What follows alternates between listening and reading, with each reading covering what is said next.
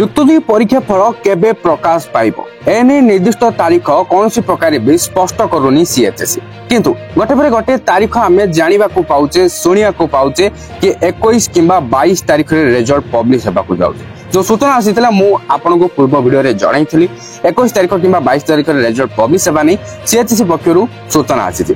जदि सूचना आसीछि ताहाले अनाउंस काहे की करा जाउनी सेटा तो आपनकर भी प्रश्न मोर भी प्रश्न केवल आपन मोर नुहे समस्तकर प्रश्न काहेकि जदि रिजल्ट पब्लिश हबो कुहा जाउछि खूब शीघ्र प्रकाश पाइ जबो तबे डेट ता काहे की अनाउंस होनी सेटा ही तो समस्तकर प्रश्न सेटा ही समस्त भाबुछंती।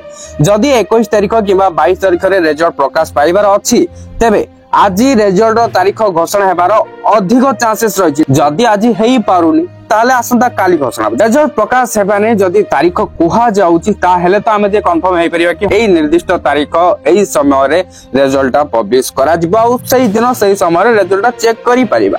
किंतु क्लियरली भाबरे जेतेबेले कुहा ही जाउनी तो आमे कंफर्म केमिति हेबा कि 21 रे बारिबा ना 22 रे बारिबो। तो देखा जाओ आज ही तो तारीख घोषणा हेबार अधिक चांसेस रही।